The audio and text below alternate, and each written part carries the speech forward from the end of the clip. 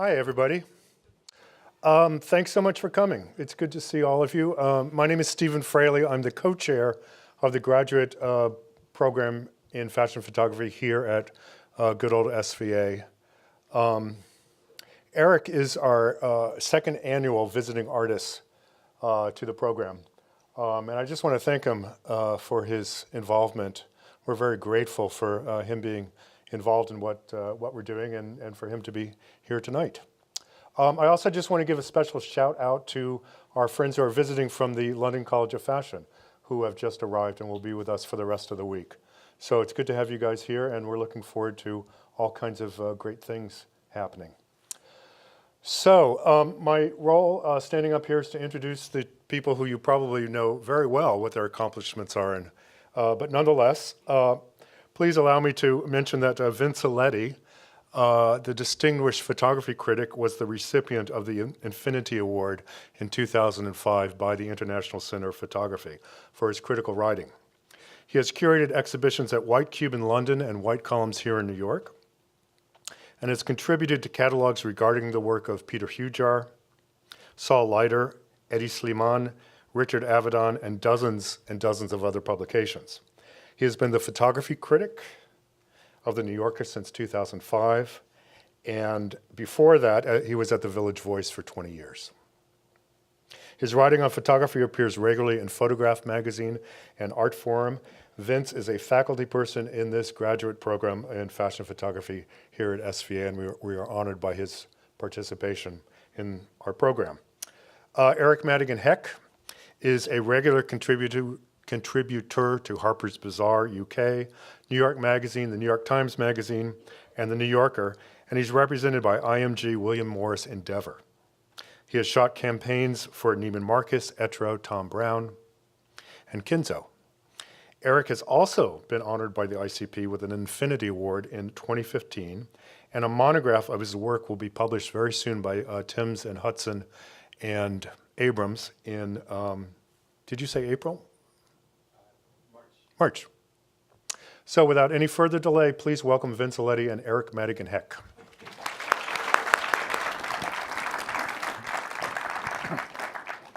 Thank you. I realized the last time I was seated on this stage having a one-on-one conversation, it was with Saul Leiter, wow. Who proved to be difficult, who was charming but ornery in some ways, and almost resisted questioning. So I'm hoping that you'll be a little more easygoing. And so I'd like to start with, well, first I should say that I started buying British Harper's Bazaar, which I basically paid no attention to for years, because you started working there. And I think you really transformed the magazine. Thank you very much. They've given you huge amounts of space. And he's in this latest issue, 42 pages. And you said that previously they'd given you more than 60. Yeah. So it's impressive. Thank you very much. And you really hold the page. Thank you. So, but let me go back to some history. Yeah. Some things that I don't know. Where are you from? And how did you get interested in photography? So I'm from Minneapolis. I started photographing when I was 14. My mother gave me a camera as I used to be really into music and DJing, and I would spend hours in my bedroom kind of huddled over my turntables, just like not talking to people, you know, just listening to music. And I think she wanted to bring me like back out into the world. Smart way to do it. Yeah, I was becoming a total like music hermit. So she used to give me a roll of film once a week, and we'd go out on Sundays and shoot just a roll. And she would say, you know, you can shoot anything you want, as long as you shoot 36 exposures, we'll be done. What an interesting exercise. Did you walk around or take a car? Or? We would drive in her car, and just she would have me point at things that interested me. She'd stop the car, we'd get out, I'd take a picture, and then maybe I'd walk a little bit, take another picture. And it would last maybe 2 hours. I would shoot a roll of film. in the beginning, it was kind of a nuisance. It was like I could be DJing to myself.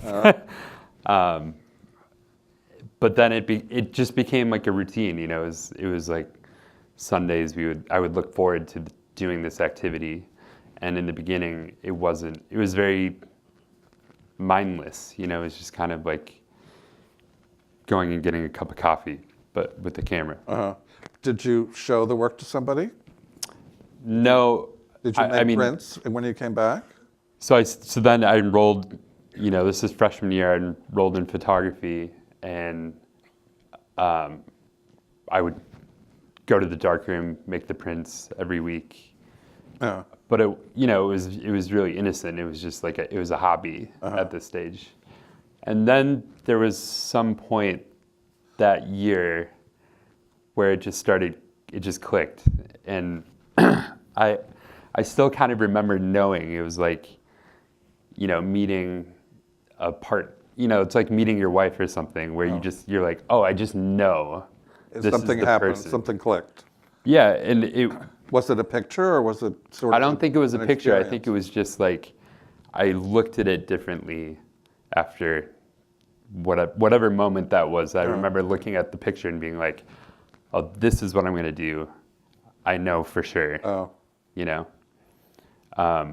And it was probably like a mundane landscape or something, like not exciting necessarily, but I remember knowing, you know, without any doubt that I was going to be a photographer. So, but you didn't go on to study photography, from what I understand. No, I went and studied, I studied politics and philosophy. My parents didn't think that they didn't think that I could make a lot of money at photography, so my dad was concerned about, well, you know, he's a concerned father. He was like, I want you to be successful. I want you to have you know. As a philosopher? not as a philosopher. That's not exactly a profession either. No, it's not. I went to a liberal arts school. It was a private Catholic school, and I went there with the intention of studying political science, and I was also studying philosophy. But for me, the whole time I knew I was going to be a photographer. So it was like I was appeasing my parents. You know, it was like. And were you taking photography sort of on the side? I was taking it at the school as well. Where was this? In Rhode Island. Okay. Yeah. But it wasn't RISD or no? No, it wasn't RISD. It was the only school I applied to, and that wasn't in New York. And after September 11th, my parents were like, "You're not going to go to school in New York." Which, I mean, I'm a teenager, so I was still under my parents' wing. Right, and finances, I assume. Exactly. So this was my safety school that I had applied to. I'd never been to Rhode Island in my life until the first day of school. And I showed up and I was like, wow, this is amazing. This is really beautiful. And it was an amazing political science program, but it wasn't, you know, the arts program was tiny. So like a little closet. But it was still something you could do on the side. Yeah, I was still like making darkroom prints. And, you know, my whole career until 2007, I only shot black and white. Yeah. That's kind of shocking. Yeah. Yeah, I hated color photography. I any color photography I saw, I thought was unlookable. Yeah. That's so, well, maybe I should ask this question then. How did you, I mean, that's a major transition because I think of you as the color photographer in many ways, and so much, your work is so much about color. Yeah. How did that? Well, I think for me, like I learned photography by going to Barnes and Noble in Minneapolis and reading, you know, Henri Cartier-Bresson, August Sander, Harry Callahan. You know, I read my way through the history of photography by going to the bookstore and like not buying the books, but sitting in the aisle for 2 hours and just looking at every single picture. And for me, you know, I was such a purist with photography. I felt like it had to be black and white, and you know, the subject matter was street photography and serious portraiture. And this is what you were doing as well. This is what I was doing. And, you know, my introduction to color photography was like William Eggleston, who I didn't care for at all. And my favorite photographer was Harry Callahan. And his work, when he started doing color photography, I thought it was actually really bad. And so I kind of viewed it as like the demise of Harry Callahan was the introduction of color. So did you change that opinion along the way? No, I still believe that. Oh. I think color work is really, really bad. And he's the best, to me, he's the only photographer that's made a lasting impression, Okay. So then how did you transition into color? I mean, because like I said, I feel you're so identified with it now. Yeah. I was surprised to see that your book actually includes some black and white work. Right. But I don't really think of you that way. Yeah. Well, the thing was, I grew up painting. My mother's a painter. Oh. And I always wanted to be a painter, but I was a terrible painter. I don't. I'll take your word for it. You can take my word for it. I don't have the patience, and I'm not technically able to express myself with a paintbrush, but I always thought of my pictures as paintings when I was making them. I would try to create scenes in my mind that I may have already seen from a painter before, or trying to imagine it as a I don't know, more of situations that I had seen in paintings as opposed to photographs. But I always felt like I had to make them as black and white images, because to me that's what photography was. It was the history of photography had been shown to me as like hierarchical in black and white. Right. And but yet you. So at one point, Okay, go ahead. I decided if I'm going to do color, I want it to just be about the color, and I really want to start creating the paintings that I would like to make as paintings, but as photographs. Oh. And so it was a choice. It was like, if I'm going to do color, it has to be so colorful that it's not photographic. Oh. That in a way that you're not treading on that old tradition. Well, to me, color photography has to be about color. Black and white photography is about composition, right? Okay. And graphic elements, because you've taken the color out of the equation, so you can focus on all the other elements, but if you introduce color, to me, color is the primary thing. So it might as well take over and become right. all powerful, So when I started doing color photography, I really wanted to do processes that could lend themselves to making it more saturated. Like Sarah Moon used to live in Paris, and Sarah Moon was a photographer that I really admired when I was in high school. Oh. And she was experimenting with these dye transfer processes, and like Paul Versi was doing his color work that I also admired. And so in the beginning, I started shooting with large format Polaroids and tried doing different, like experimenting with actually physical processes to see, because at that time, digital photography still wasn't. And so what time are we talking about? Like 2004, 2005, 2006. You're out of college. Wait, no. No? No, 2006. Sorry. Bad at math. Well, it's not exactly math, but go ahead. Sure.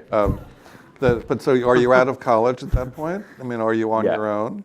Yes. Are you making a living? No, I'm in Paris. I'm studying. What are you doing in Paris? I'm studying. How did you get to Paris? I took a plane. Okay. I took a plane. I woke up in Paris. No idea how I got here. I didn't speak French. Was it just a romantic? I turned spontaneous thing? 21 in Paris. Okay. It wasn't very romantic. That's the only reason you need. I woke up with a bad hangover. Okay. Wondered why I was there. I was studying politics at the American University. In Paris. And I was also taking classes at Parsons when they had a school there. Oh. They might still have a school there. I don't know. Okay, well, so that grounds you a little bit. Sure. All right, I needed that. Thank you. So you're not entirely fancy-free, but you're in Paris. Yeah. Yeah, I mean, I'm in Paris as a student trying to, soak in what Paris has to offer. It seemed a lot more approachable to be making fashion pictures in Paris. Well, that's I'm terms of, curious like, about that transition then, sure. to making what I assume is personal work, Yeah. that probably you weren't doing anything with, to making commercial or thinking about fashion. What made you want to or think that you could do that? Well, so I've always, I always look at things and I'm like, I could do that better. Okay. Or I could do it differently in a way that, I've at the time, so I left Paris, came back to New York, and I actually started graduate school at Parsons. Oh. I went straight into doing my MFA, which in many ways I should have waited, but that was fine. I started graduate school and I started a online magazine, which, believe it or not, there weren't any online magazines in 2007. It's really hard to imagine because time is such a weird thing. But in 2007, there was a thing called Fly DVD, which was fashion films. There was Show Studio, Nick Knight. There still wasn't Style.com, right? You still had to go to First View to look at fashion shows. And the magazine publications hadn't transitioned online yet, so there wasn't Days Digital, there wasn't any of this. So at the time, the idea of putting an online magazine was actually kind of cool. Radical. I'm not going to call myself radical, but in a way, sure. And it was like, my idea was really a way to get my own work out into the world, but also to make a magazine without any budget, right? Because all you need to do is buy a website and then call people. And so for the magazine I started was basically my work. I would call designers and I would ask them if they'd want to be included in this publication. I would shoot it. So a designer like Christian Lacroix would send me 12 dresses from Paris. I would shoot them, and then I would curate a selection of other art that I thought paired well with the fashion. Oh. So like paintings by Lucian Freud or Anselm Kiefer, or a poem by whoever. Okay. Sorry, my poetry knowledge is not up to par, but it used to be. And I would just create something that was really organic, and it was just what I was looking at the time. And a lot of my references are very old-fashioned. It was also before Fabian Baron took over Interview again, and the whole merging of real art and fashion. That didn't start really happening until 2008, 2009. So it was like my own wanting to like go to the Met Museum and merge that aesthetic with Belgian fashion and with, electronic music and all these different things into one place. But it was essentially your work, Yeah, other sort of influence, kind of mood board kind of material. totally. And did you involve any other photographers or? I tried to, but it was really about me. Okay. And it was, I hate to say it, because it was like I wanted to get my work out there. It was also a very coy way of like making myself more important than I was, If you immediately include yourself next to Lucian Freud and Anselm Kiefer, there's it's putting yourself in a context that is sort of ambitious, but Sure. that reflects your way of thinking and what you're looking at. So it makes sense. And how long did this go on? So I did it for 5 years. Really? Yeah. And we would make boxes of prints and we'd sell them. We. Well, I say we. It was mostly me. But I had friends.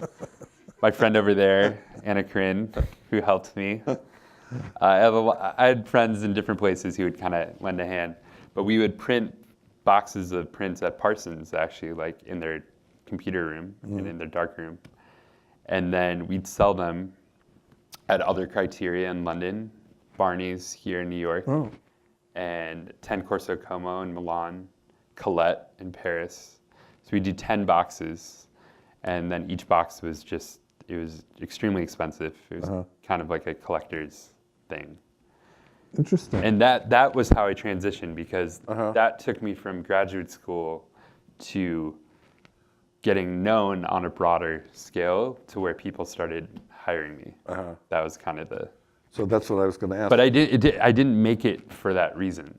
I made it just because I really wanted to publish somewhere, and nobody would publish me. You know, it was kind of a necessity. It was like, well, if you guys aren't going to publish me, I'll just publish myself. But to get to Colette and 10 Corso Como, they had to have bought you on some level. They had to be interested in your vision.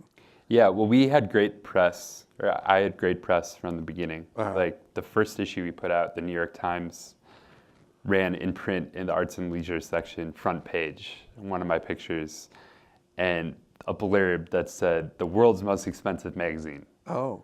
Which was a great tagline in terms of like getting people's attention. But first of all, it was not true. Oh. It was extremely divisive, because a lot of people were like, well, fuck that guy. Yeah, right. You know, like, he's obviously a jerk. I don't want anything to do with it. And then other people were like, oh, that's crazy. I can't believe you would pay $7,000 for a box. And in reality... Literally?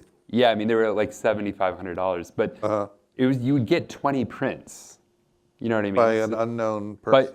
No, it wasn't just me. Like, we would make prints of other artists, you know, with the gallery's permission. So it was like, you would get a print by Anselm Kiefer, and you'd get a print of mine, and you'd get a print of, you know, Jamie Isaiah, who's a photographer. So it was a collection. It was a mix. It was a mixture of the issue, which I actually thought was a really good price, to be honest, because you could take them out, have 20 pieces of art in your home. Anyway, they focused on the price because that was a great headline. Yeah. But that launched us into the, you know, many people's awareness. I'm surprised that I didn't rush off and you don't know everything. Raise some money.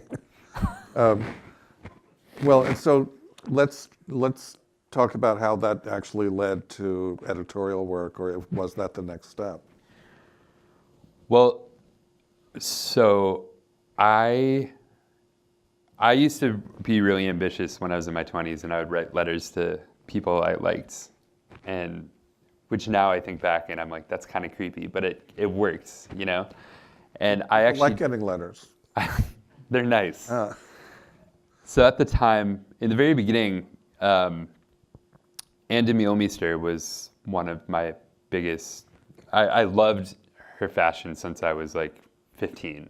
Okay, well, let me stop you there. Sure. Because, I mean, a lot There's of... a point to it, yeah. No, a lot of photographers, a lot of fashion photographers have zero interest in clothes and fashion. They could care less. And I'm interested that was part of your interest as well. Totally. Well, I was really interested in fashion separately from photography. You know, like my interests in photography were purely photographic, like street scenes, portraiture, nothing to do with fashion photography.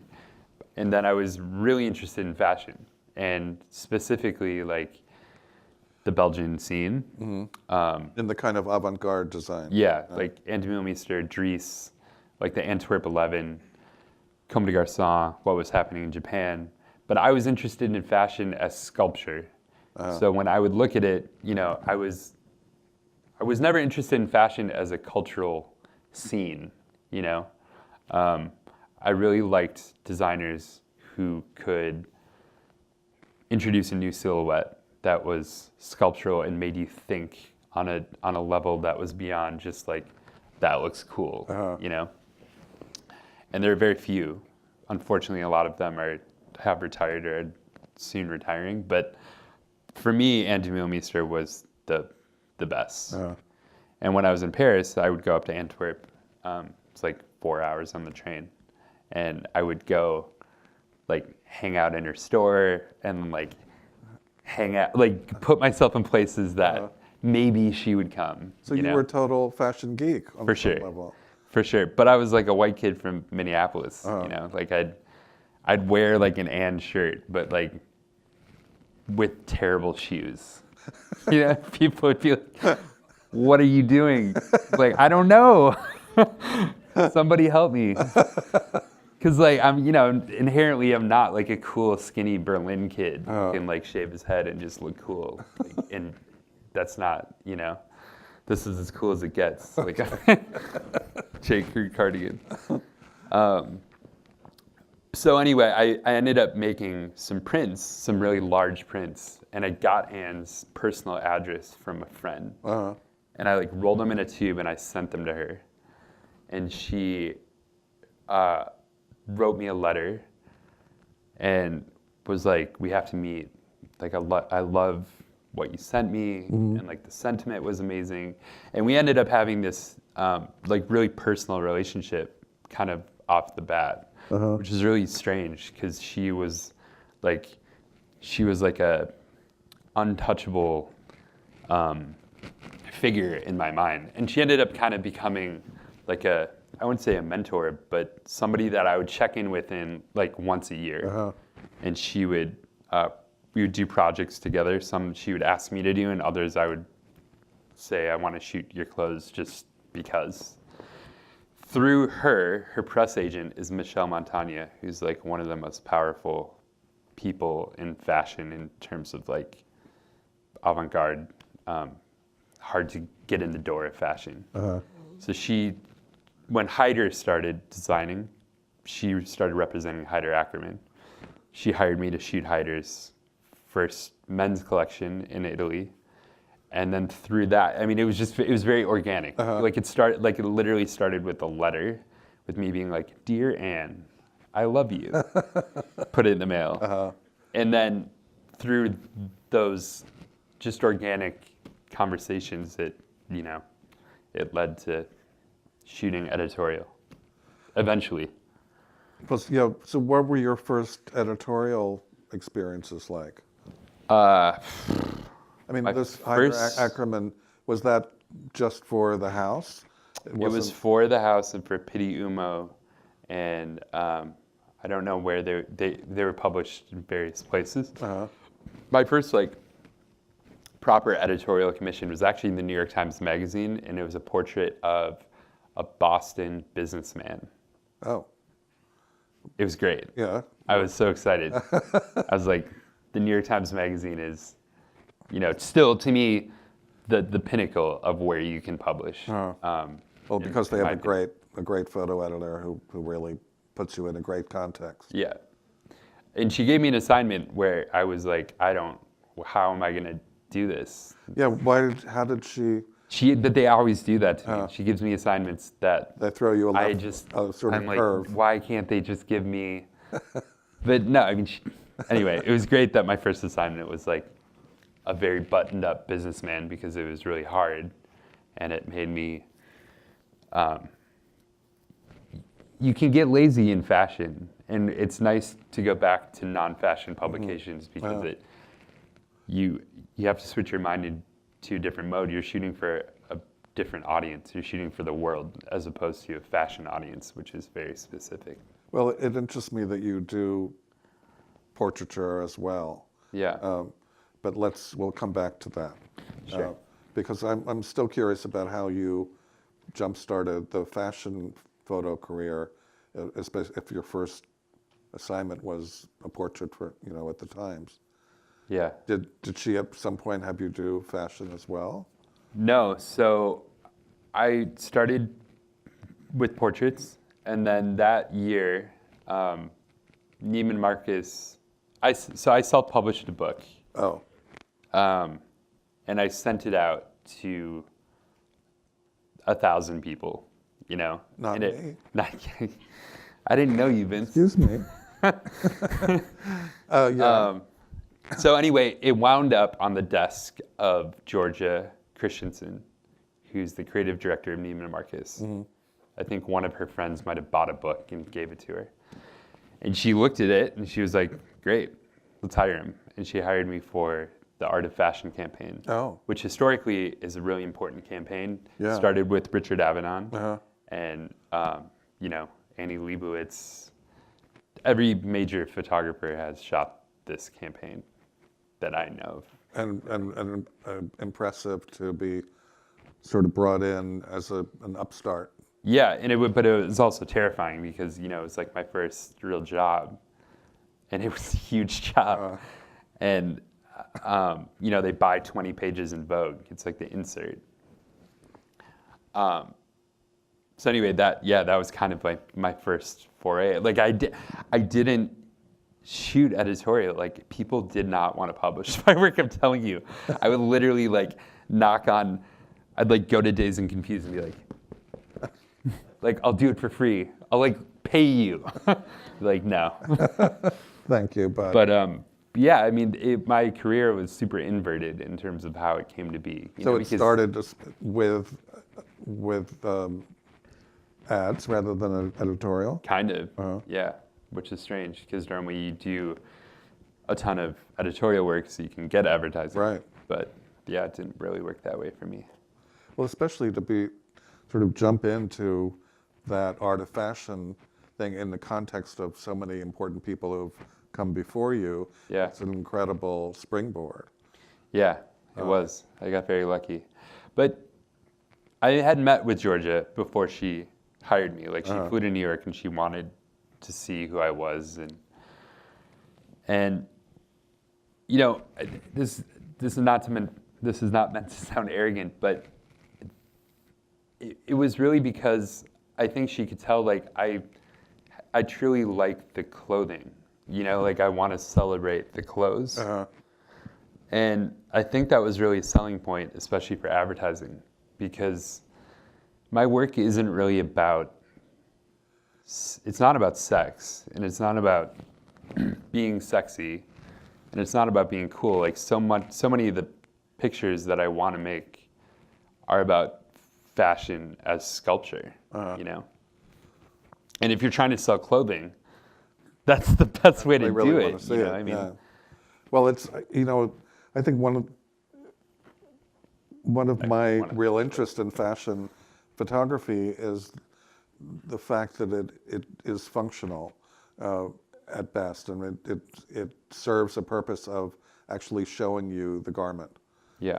Which a lot of people could care less about these days, but I really like that you do have this sense of the clothing and the picture, and of really sort of paying attention.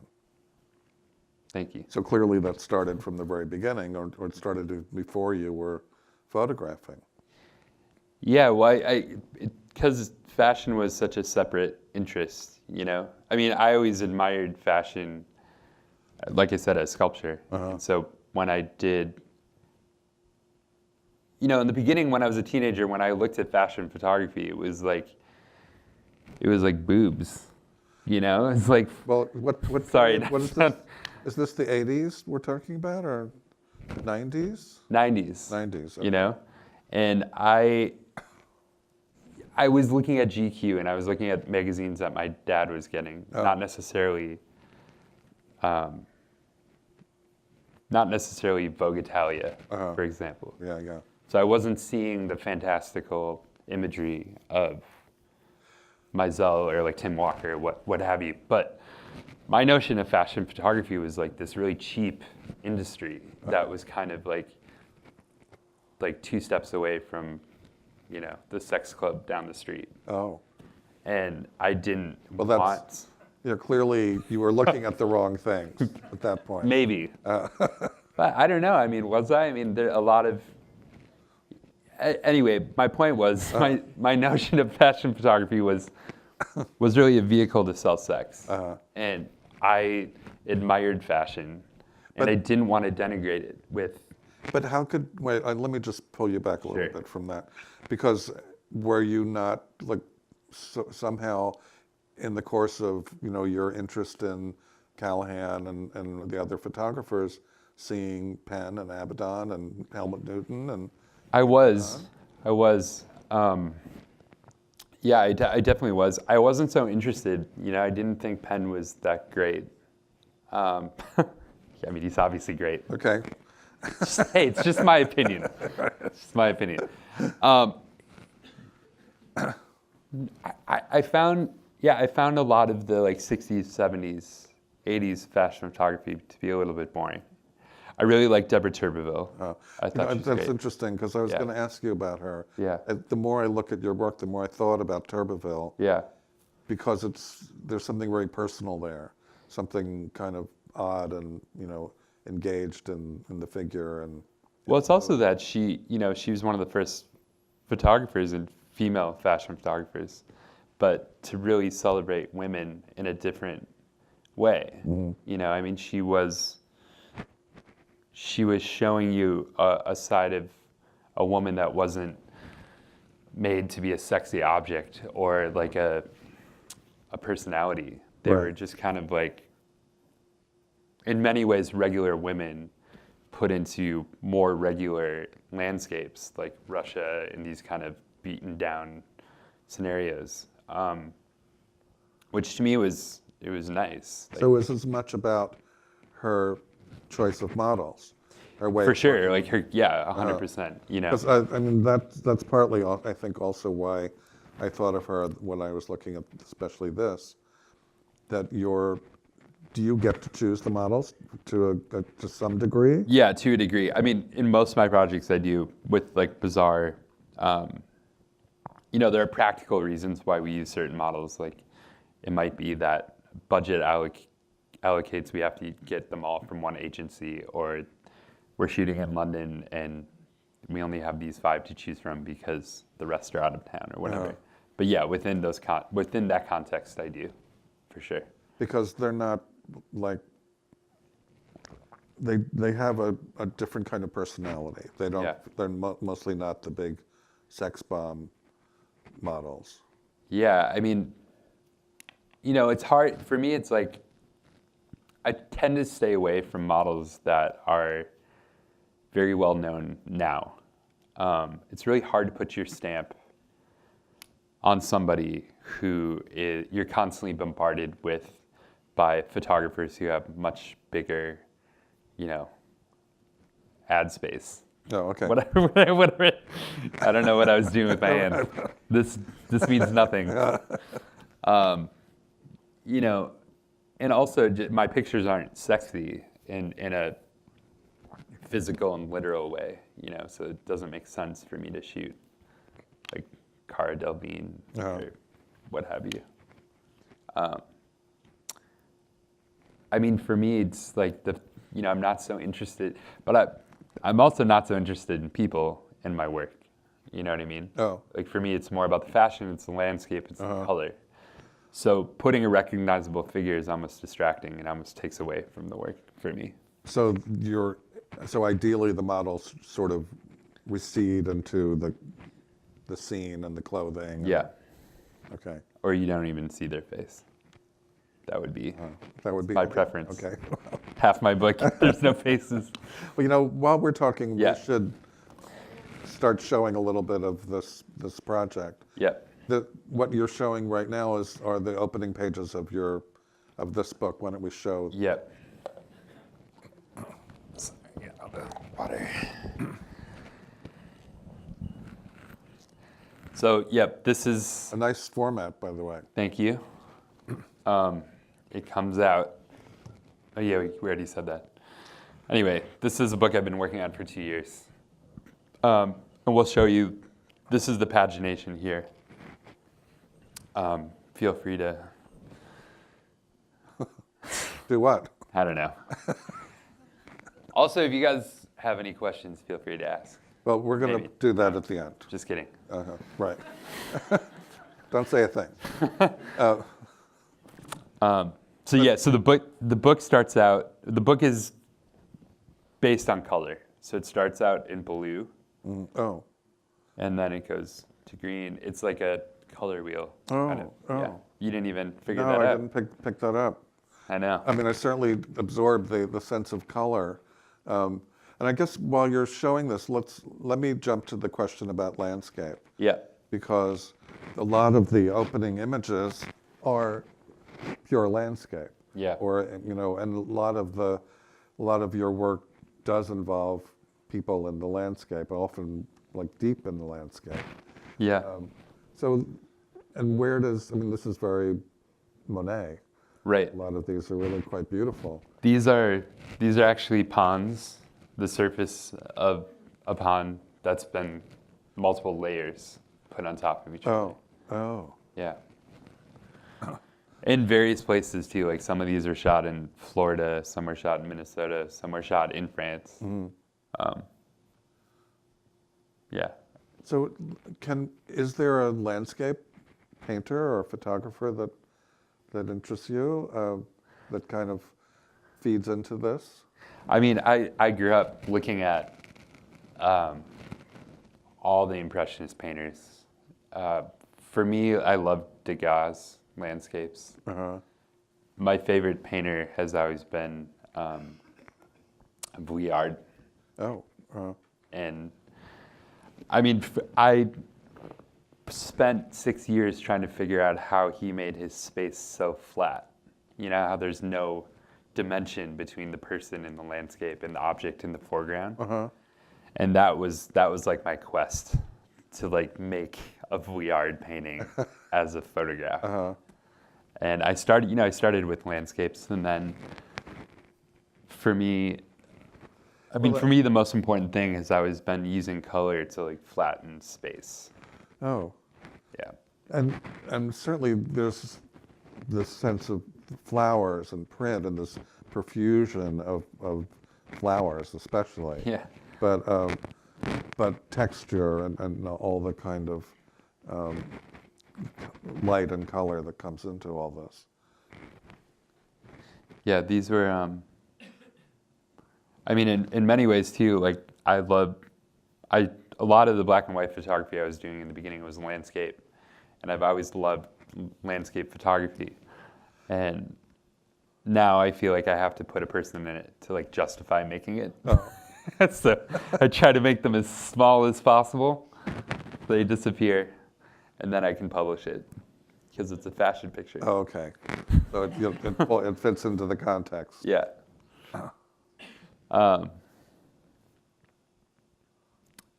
Yeah, I mean, I still shoot a lot of landscapes on my own and kind of put them aside, and with the hopes of, you know, a book project being able to merge. Again, like on the left, that was Harper's Bazaar, and then on the right was just How much of this is manipulated digitally or however later? So I don't manipulate structural things, but I do the color in post. Oh. Right? So I think about it, like I try to describe it as like a painting, because you start out with the base, which is just the picture as it was, raw. And then I do layers and layers of color. And they're built up like a canvas would be. Oh. So I don't put people You don't into move places things that, around. No. Okay. But the color is dramatically different, you know? Like, Those reds. yeah, I mean, if you were on drugs, you could maybe see that. Okay. But if you aren't, it was pretty green, you know? However, there are things like this. That was really a red bush, and it was sunset, so it looked pretty much like that. Okay. And the light on her is so gorgeous. Yeah, I mean, that's the other thing is I only shoot natural light. I don't light anything. So That's pretty amazing. it's a waiting game. Gotta wait for the sunset. We were actually driving around in our car. That's Guinevere, who's a good friend of ours. And I was like, Guinevere, we're going to Vermont. You should come with me. Let's make some pictures. And we were driving around Vermont, like driving for the light, you know, kind of chasing the light. Watching. And then I'd be like, get out of the car. There's a red bush. And she just ran in front of the bush and click. That was it.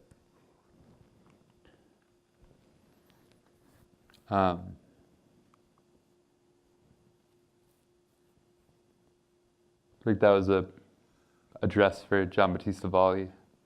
The book was, the book is 10 years of work, and it was kind of bizarre, no pun intended, to put pictures together from 8 years apart and start to see that, you know, you take the same picture over and over and over and over and over. And you always think that you're doing something new. But then you see that you did it 6 years ago. Well, here's to go back to that one. Yeah. This is one of those situations where you're barely showing the dress. Right. But it's so, the atmosphere is very heavy and seductive. But there's like only the little bit of real information there. Well, that wasn't a commission. This was just a picture that I wanted to make. Okay, that's what I was wondering, Yeah. whether there's... Although that's not to say that if it was a couldn't commission, get away with that. Yeah, that they would probably still run it. But it's such a beautiful image. thank you. So I wanted to go back, though, to Turbeville and mentioned Paolo Roversi. Yeah. Both of whom, now that I think about it, are quite, you know, I love their use of color. There's a similar sensibility. Was there anybody else that struck you as somebody that you could relate to in fashion? Well, I mean, you know, in the 90s, at the time, you know, I had a great admiration for Peter Lindbergh, especially because the work I was making was all black and white film. And I looked at Peter's work as very much like a segue for me into fashion. But I didn't want to make, you know, work similar to his. And you're not, in a sense, one of the things I realized, you're never really doing narrative. Well, that I like can overt remember. narrative, like a Maisel story about. Right, like a story. I mean, not really. You know, I never liked narrative because I didn't buy it. Oh, really? Yeah. I buy it completely. Yeah. No, I'm sure you do. A lot of people do. I don't. I mean, if it's well done. I mean, obviously, there's a lot of people who try to do narrative that just don't know what they're doing. But well, like in graduate school, my Joe is here. He was a professor of mine. But everything would be in series, right? You were unable to produce work that wasn't in a series. You had to have a conceptual framework. Was that annoying? Well, I just don't buy that premise. You know, like I think a photograph should be successful on its own, and I don't think it needs to adhere to 10 other images that look like it. Well, I totally agree that each image in a sequence should be successful and be able to stand on its own. But I also like the idea of telling a story, or finding a way to link those things up. I mean, well, if you're gonna tell a story, like to me, somebody like Dwayne Michaels is great. Right. But if I want to read a story, I'm gonna read a book. And I'm not gonna look at a picture. There's a better medium to do a story. It's literature. Think that Peter Lindbergh is a good example of that kind of not necessarily narrative, but a sort of through line of something he's trying to tell. I mean, I guess, but not really. What you have a bunch of film light in a corner, Right. and you have a tarp, and you're somewhere in the desert. How is that a story? And maybe It's there's like- an alien there somewhere. Yeah, I mean, Well, yeah, it's like, you put the story together in your head in a way. yeah. But you're I right. think narrative is a word that allows people to escape making good pictures. That's a good quote. Quote me. So, but without dealing with narrative, Sure. you create these. I think to do a 42-page sequence, Yeah.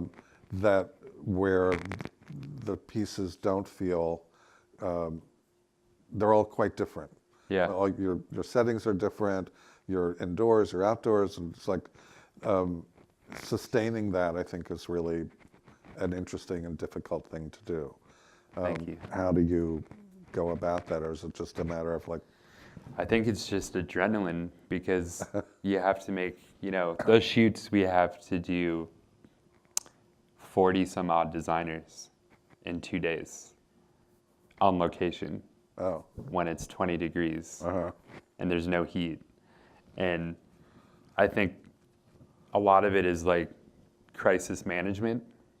yes, And I think I do my best work when I'm given really difficult parameters, And those bizarre shoots, they're really difficult because you're having to get through so many different situations and try to find some cohesive glue, like you said, which is the narrative, I would describe it differently. I would say it's just, how do you make 40 really good pictures in 2 days? uh-huh,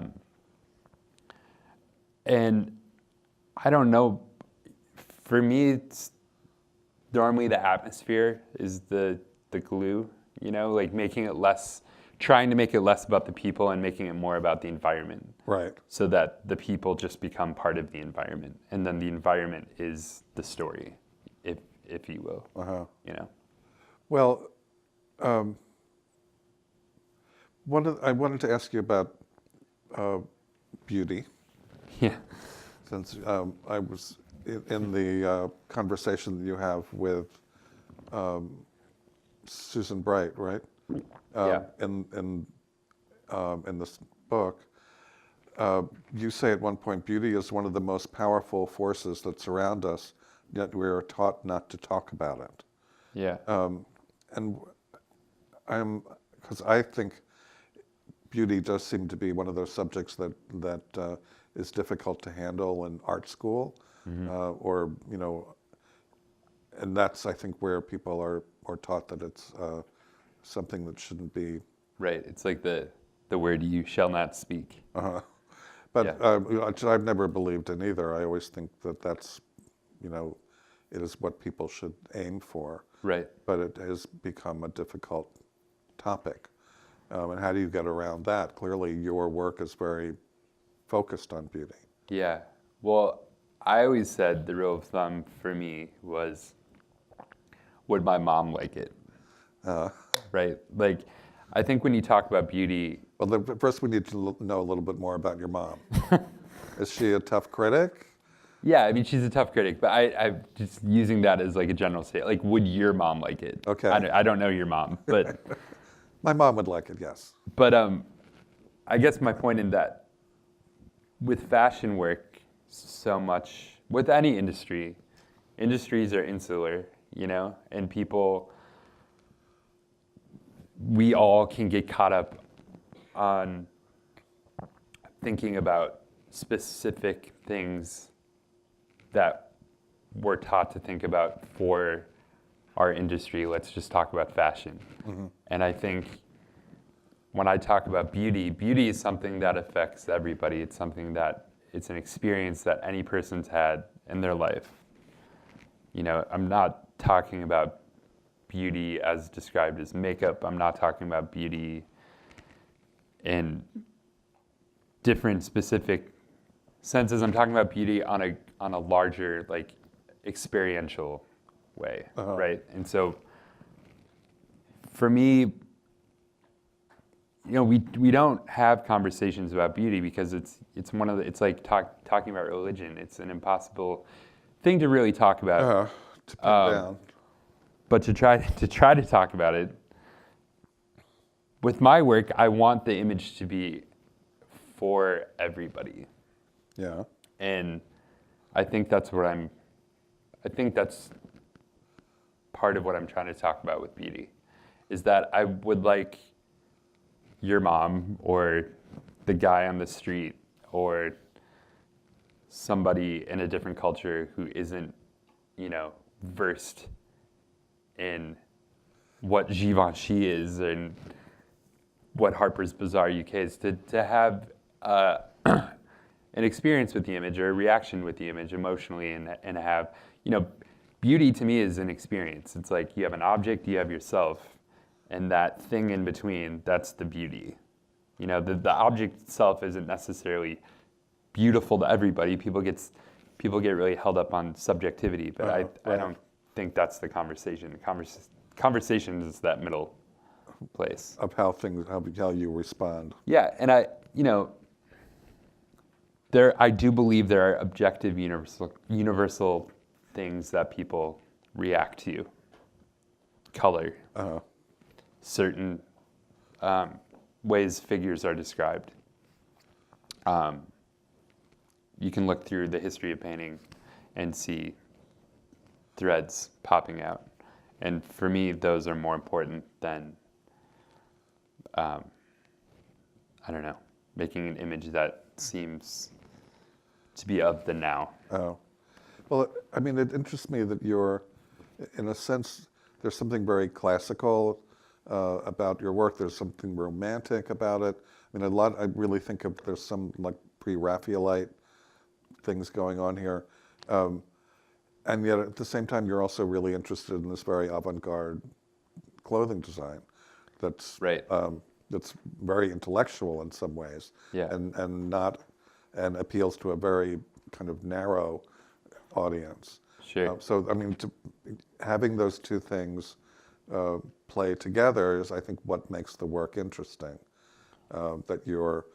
It's not sort of just a sop. But they're interested in beauty as well. It's a different articulation of it. Right. But like in Ann Demeulemeester or Heider Ackerman or Raph Simmons, their clothing is their way of expressing their articulation of beauty, and they're very poetic and they're very romantic.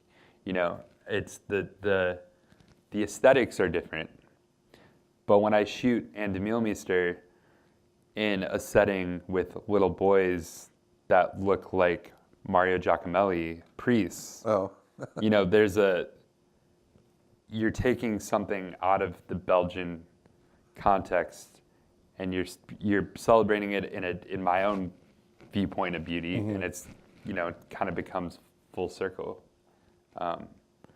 So I think there are ways to because also when you're shooting a collection of clothing, like the designer's giving you, it's like handing over to you to do. It's like, here's a gift, and you do with this what you will. Right. When I look at their clothing, I imagine it in a different way than I'm sure, they intend it to be. But that's the exchange. That's the beauty. Well, and you are interpreting it in a way for us, for the world, on some level, finding a way to put that across and make it come to life on some level. Yeah. Are there any particular designers that that you've been talking about in this sequence? Yeah. So, for example, sorry, I'm just gonna. This was a series for Tom Brown that I did for his A magazine. This is in Scotland, in the Isle of Skye. This was an example of like taking his collection and we took the collection from New York, we flew to Scotland, we shot it, and we put it in his A magazine curated by. And he just said before I left, he was like, just make it about death. Oh. I was like, great. Okay. Easy.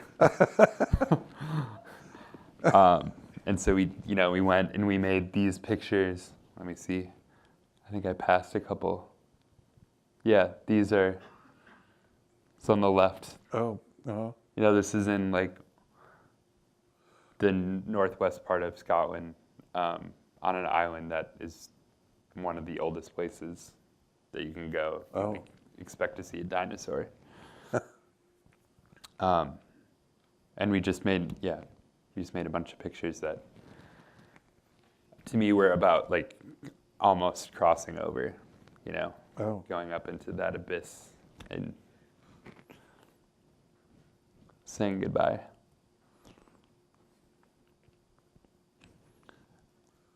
These are, I'll just keep flicking through.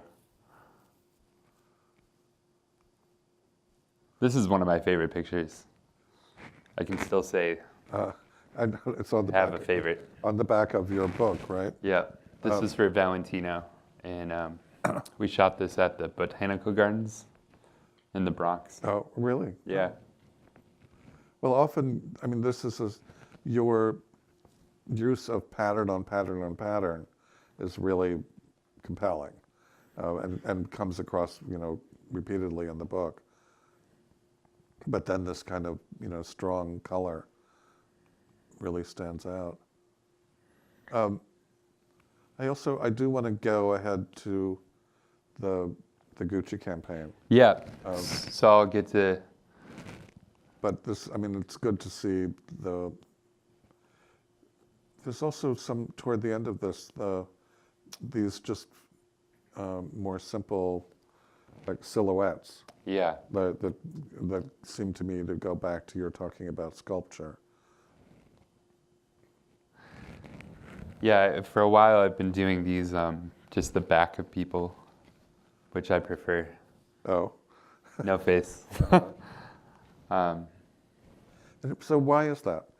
You said that before, but because you feel that the personality is distracting, or? Yeah, I feel like the pictures to me aren't about people.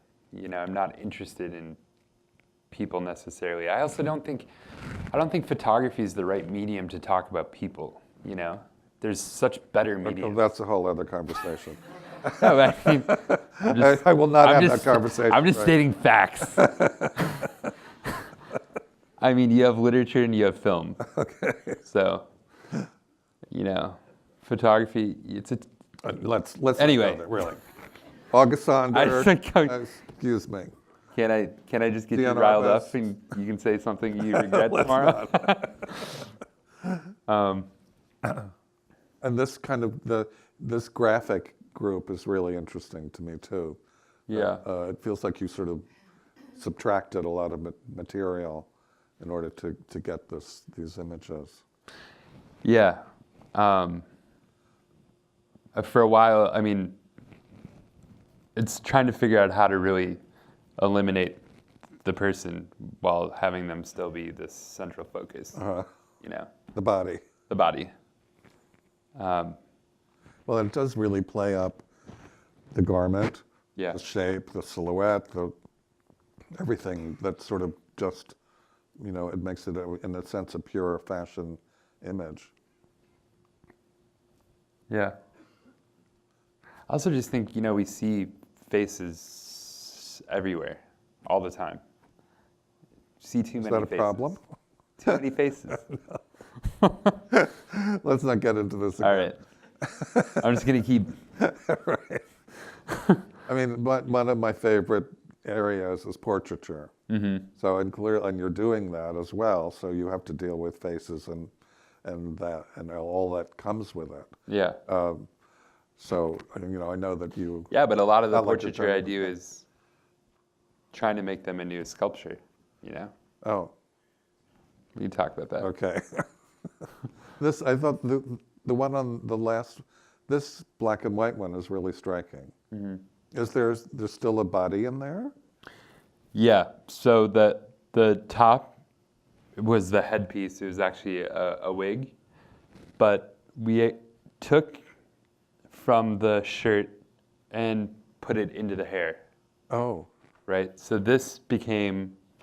It's a collage in a way. Yeah, this was the one series where we actually started manipulating scale and replacing pieces. Okay. And then, here's some black and white.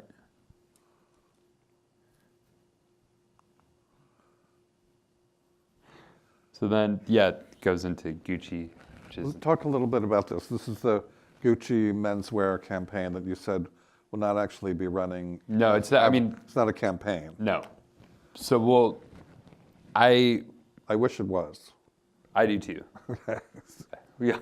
Because I'm a little tired of their advertising. But this, I find this really Vince nice said group. that. I didn't say that.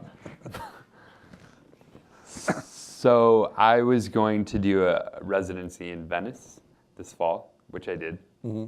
And before I went there, I was trying to think of designers that I would love to shoot while I was there on local Venetians. And so I wrote to Gucci.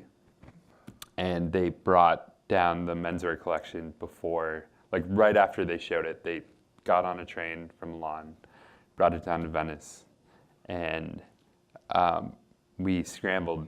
We were trying to find people on the street to like wear Gucci, and it wasn't working. I was walking around Venice is such a weird place. I don't know if you've been to Venice. I have been, yeah. I thought I was going to love it, and I got there, and I was like, I have to be here for 3 weeks. And eventually, I met the University of Venice. I met some teachers, and they introduced me to their fashion program. And I walked in, and it was like 5 rooms full of kids. Every single kid looked amazing. Just incredible. Like, you couldn't have cast a better crowd of people.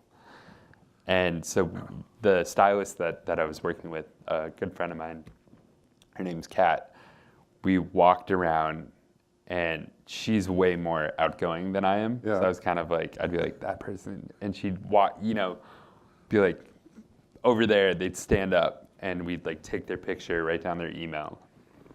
And we organized a shoot over 3 days where we like took these kids around Venice, and they were just wearing the collection, and we just shot a bunch of pictures.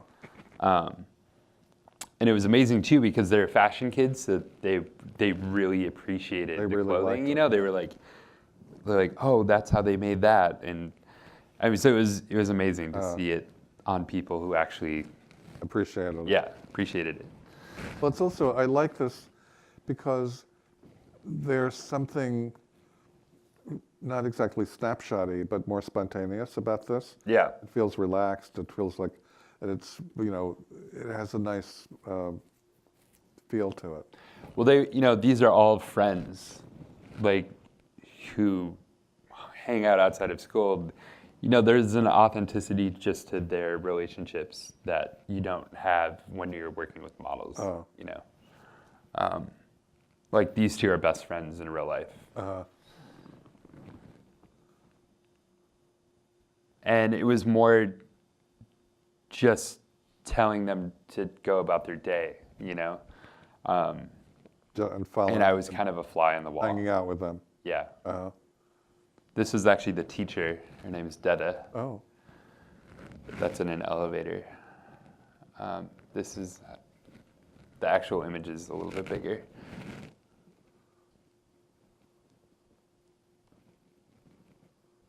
I don't know if it's just that I'm old now, so I think young people are amazing, but there's something just, like It's you true, walked they in. do have a certain thing going on.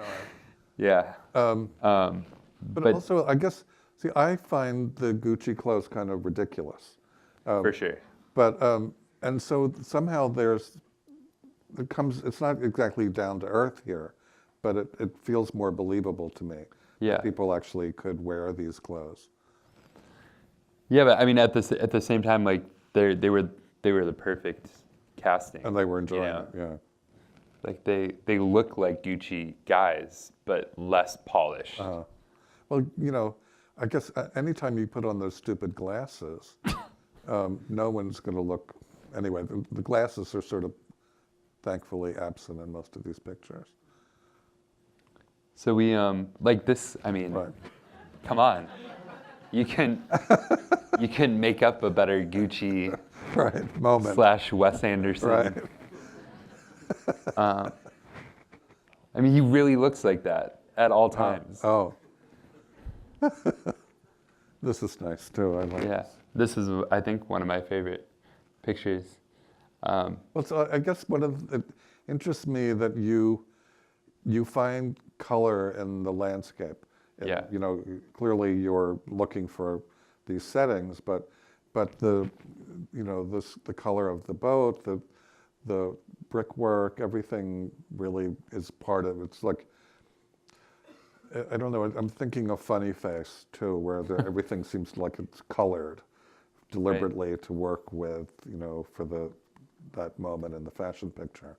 Or Antonioni movies where everything is usually painted so that it works. But I really like your way of finding and using ready-made color. Yeah, well, it's finding what's there and then bringing it out more. Is this the woman again? Yeah. Yeah. She has a dramatic look. Yes, very. I mean, like, they were a little bit looser. Looser. The pictures were looser than my other fashion work, but it was kind of an experiment. It was also nice for me to take a break from what I've been doing, and go back to kind of what I was doing when I was in graduate school, like at the beginning, which was this. It was like calling up a designer and being like, "Hey, I really want to shoot your stuff," and So does this encourage you to sort of incorporate this looser style into other work? Yeah, I mean, yes and no. Like, I've been thinking a lot about recently also going back to black and white for, I don't know, a month or so, maybe 2 months. Yeah, I get bored really easy, so I'm always trying to figure out ways. That's a useful thing in a fashion photographer. Getting bored? Yeah, but constantly like egging yourself on. Yeah. Finding, knowing that you have to do something different next time. I know, there's not a lot of monetary value in that, but well, because people are always like, you should really love your pattern on pattern, and I'm like, but that was 2 years ago. As soon as I shoot something, I'm bored. You're ready to move on. Yeah. So I had them do parkour. Oh. Did they know how to do it? They did. They were really good. But it was great. I think of these more as like film stills. Wow. But I mean, for me, it was nice to just watch them. There was nothing fake about any of this. They're all good friends in real life. They're having a good time. They're just goofing off. And well, I guess what I think is also really successful about this group is that the clothes look really terrific. Insane, but terrific. yeah. And they're having a good time in them, so they don't feel false somehow. So this is a different series, right? Yes, so this is another series we just did in Japan. This is outside of Kyoto in the mountains. This is for Departures magazine. It was like a travel story around Japan, and then we would stop in different parts of the country and shoot fashion. So it was actually landscape driven from a travel perspective, and then we brought the fashion in, which I thought was interesting. It was more. Had you worked in Japan before? No, it was my first time. So what were you looking for these kinds of spaces, or did you find things that excited you? I mean, our trip was curated, so we were going into very historic, ancient places that a lot of people, you wouldn't necessarily be able to photograph, or some places we were led into that like only certain Japanese government officials were able to go into. And it wasn't necessarily a representative viewpoint of Japan now. It was much more of like a historic trip, and like kind of classic kind of. Yeah, totally.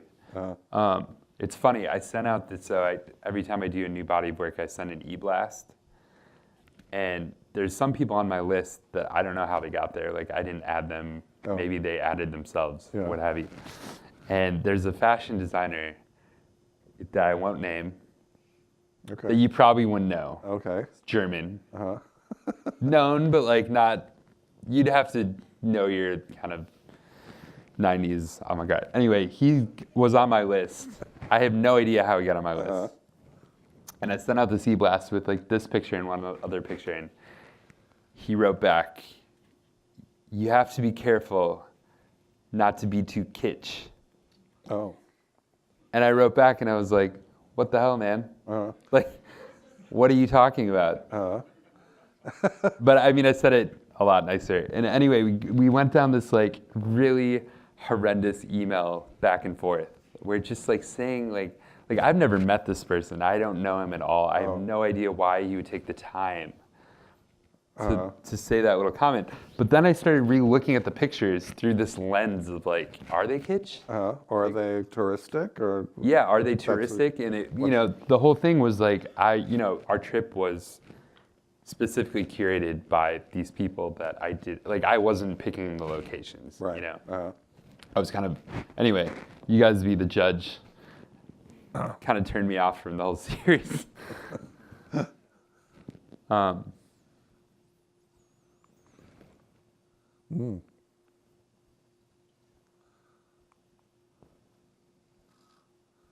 Wow. Nice.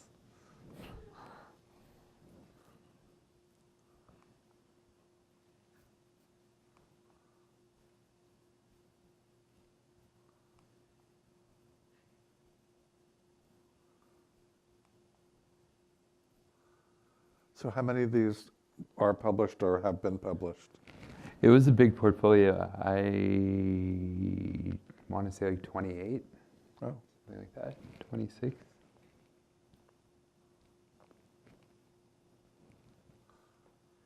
and was the clothing related to Japanese designers at all, or was it? Yeah, well, I mean, they all have, over? they have their advertisers they have to check, and then we had a lot of Japanese designers in there, Japanese stylists, Okay. or Japanese team, hair and makeup. Oh yeah. So that was essentially an edit of Japan. So, okay, let's just, for this image, how much did you pump up the color on the flowers? Well, they're not iridescent in real Okay. life, but they are Really? blue. Yeah. I mean, they are a tone of blue. But they definitely jump out. Yeah. I wanted to make them like jellyfish. Oh, Yeah. Then this is the new Harper's spread. coming after Yeah. this, you mean? Or no, that's in here. Oh, it's part of this. Yeah. Okay, sorry. Yeah. And this was done in London, you said? Yeah, this is And in around London. South London at the Ham House. Kind of near Richmond.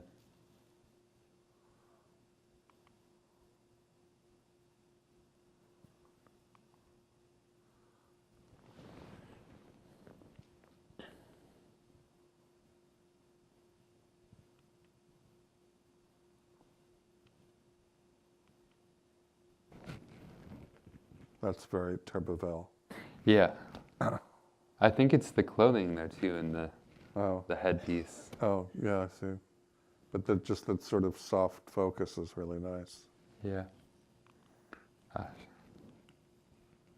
So I also wanted to ask about, looking at this sequence reminded me of Beaton, of certain mid-period Cecil Beaton. Right. Does he interest you at all? No. No. I mean, to be honest, I don't know his work so well. Oh. He was a photographer that I looked at, put aside. Because I think there's something, and Beaton and Turbeville sort of meet at a certain point in terms of fantasy, settings, sometimes over the top, but really romance. And Yeah. that's something that some of your work definitely reminds me of his in that way, that he had a very lush way of looking at the world at different points. I'll have to look at it again. I think it would interest you for that reason.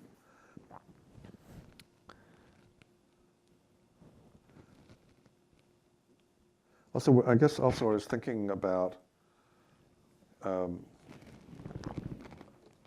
how artful your work is, and that often I miss fashion illustration.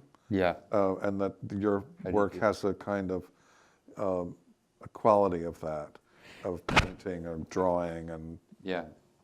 Yeah, I love fashion illustration, and on a hierarchy of mediums, you know, I put photography kind of at the bottom. And illustration, Did everyone hear that? yeah. Illustration has always been, you know, like I've tried to make my images look like illustrations. No.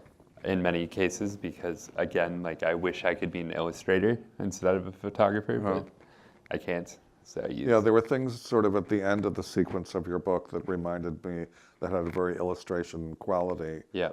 That I quite like, and it's one of those things I miss in fashion magazines. I wish there would be a place for illustration again. For sure. Well, the New Yorker. Yeah. You guys keep trying to introduce photographs. I don't know why you're doing that. Yeah, well, too late to go back. Keep it now. illustration. But you know, there was a time when fashion magazines had almost no photography, and there were some great illustrators, and I guess that's also why I think of Beaton, because he was a great drawer, illustrator for a good part of his life too, and there's I think a lot of crossover. I'll check them out. Okay. Promise. So I'm wondering whether we should open it up to the audience at Yeah. this point, or if there are any questions. Yeah. You gonna- Talk as loud as you can.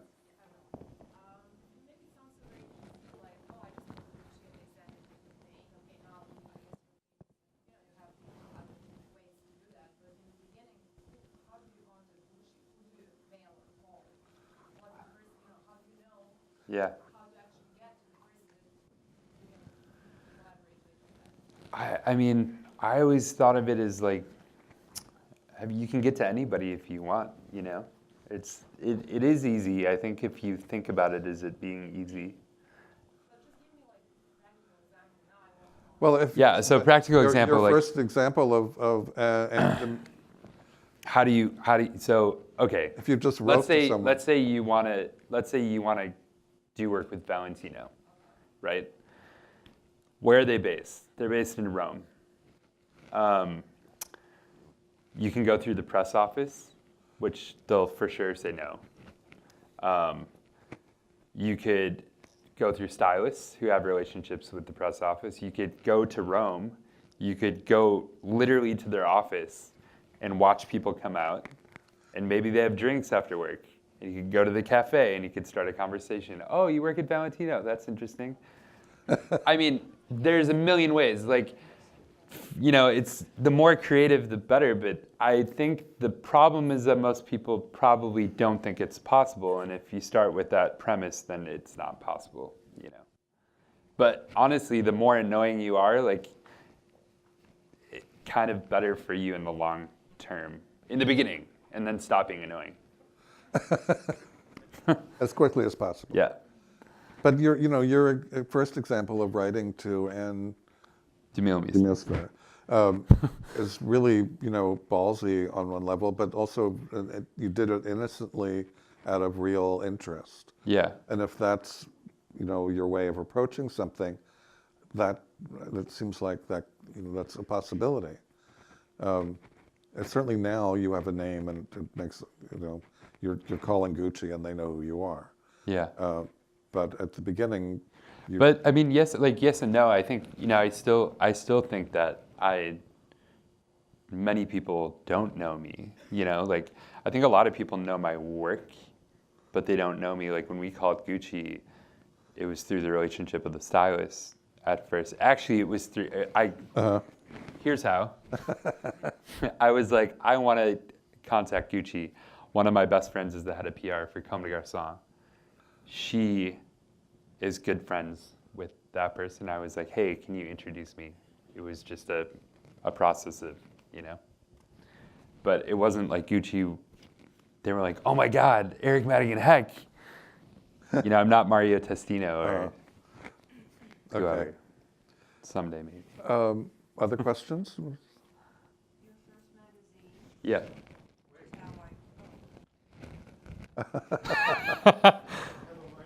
Oh. Thank you. Your first magazine. Can you tell us the name of it? Yeah, it was called Nominous Quarterly. Can you tell us how you came to that name? Yeah. Yeah, so in New York, you have these signs that say no menus. And so the door to my apartment, it had a sign, but it was put together. And every day I would walk in, and it would really piss me off because I had no idea what it meant.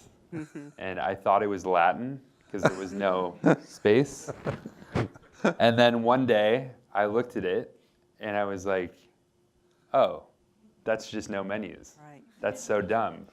I've wasted 6 months of my life trying to figure out Puzzling this Right. out. what this word is. And I was looking for a name to name my publication. And I was like, that's perfect because, it was that little space that was not there that confounded me and, made me think. And sometimes the most obvious thing is like right in front of you. It's how I discovered you. Oh, I really? didn't know it was no menus, and actually I knew this. Now I know the story, but I Yeah. wanted you to share it with the audience. But I found the name intriguing and mysterious, and Yeah. so romantic. And, Yeah. and It sounds really smart.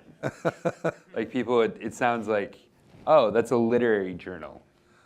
I called up a friend, a photographer, and I said, "You have to get with this magazine." And actually, we did arrange for her to be published in your magazine. Oh, wow. Eva Ritchie, who shot the blue icebergs in Oh, yeah, that's Patagonia, right. I sent her to you. Amazing. One more question. Sure. You say that you prefer shooting in natural lighting. Is Yeah, that exclusive? Is that in studio as well? I only shoot natural light. Yeah, I'm not. I think it might be far stretched, but I think most people light to have it look natural, and I always thought, why not just, use natural light? So you bring in no equipment in terms of lighting. I mean, we can have equipment there to make people comfortable. People can get uncomfortable with the fact that you're shooting something with a lot of money behind it and Right. you don't have lights. And you're waiting for the light to get the I mean, if ideal you're light. shooting in London in February and it gets dark at 4 o'clock, I'll still shoot natural light. But then if we need to continue on till 7 o'clock, Sure. the last 3 hours will be lit. Okay. It's not my preference. Right.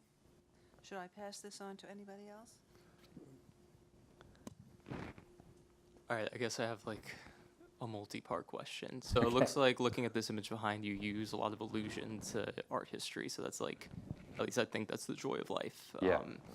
Going into a project like that, how much, because it's a large portfolio, do you leave a lot of leeway for yourself to improvise, or do you Yeah, have it's very all- specific? Okay, so you don't have very. No, like I go into every situation having no idea what I'm doing, for the most part. Okay. Knowing that like the research has come before, Okay. like these, you can make obvious comparisons to paintings because I've studied art history for half my life. So it's here, but like I don't go into, I'm not trying to make that picture necessarily, Okay. All right. Generally it's like, Excuse me, you don't go in with like a mood board no. waiting, okay. I mean, it's kind of like,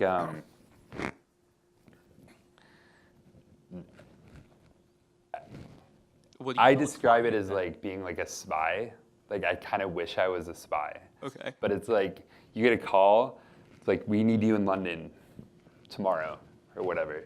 You show up in a place, you have your camera. and Mission you, like, Impossible. Yes, you Mission Impossible, you figure it out. It's like, here's your location, here's the clothes. You can't, how can you prepare? Like you're either prepared mentally or you're not. Okay. And I guess that leads me to the other part was, it seems like you have a very specific idea about the fashion you want to photograph. Yeah. What does it look like for you to work with a fashion editor? Oh, it's a what's that like? nightmare. Yeah. No, I mean, I'm just kidding. I have, you know, there's like 4 or 5 stylists that I work with regularly who we have a relationship where they know what I like, but also like they're willing to let me take control sometimes. Yeah, the fashion is either really important or it's secondary to the landscape or to the series. A lot of times for Bazaar, it has to be the forefront because, you know, editorial is still paid in advertising. You know. Thanks. Yeah. Hello, I'm Ro. I wanted to ask you, how do you deal with the assistants and like personal team? Yeah, so my team is me and my everything, which is this guy named Matt. Matt is my digital tech and my retoucher and my studio manager. And just generally, like, he hates me, but he's everything. Like with it, he's like, I'm this arm and Matt is this arm. That's why he's not here tonight. But yeah, I don't do well with a lot of people. Like I pretty much like to do everything, and I like to be involved in every aspect. So assistants, I've tried to have assistants, and it's just not. I reach out to people when I need them, but for the most part, like they're just in the way, because I would have to tell them. Like, I'm like, by the time I tell you what to do, I could have done it myself. That sounds rude. I didn't mean it to be. But, yeah.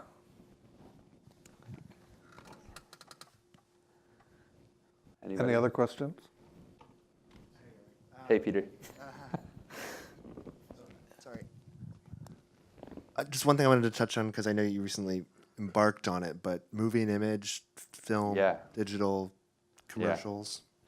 How do you attack those differently than you attack your still pictures? So, that's a good question. Can I talk about Gentle Monster? No. Yeah. Okay.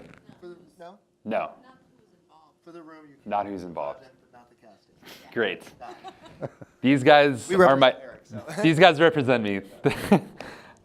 We just did a big project with somebody that we can't talk about, but it involves film- a film it's a or- film. It's a film. A And short. yes, short film. This person is a known actor. Bigger than a bread box? Bigger than a bread box. And so film to me is very different. I mean, like the way that I would like to think about film is more in film terms as opposed to fashion. I guess fashion film.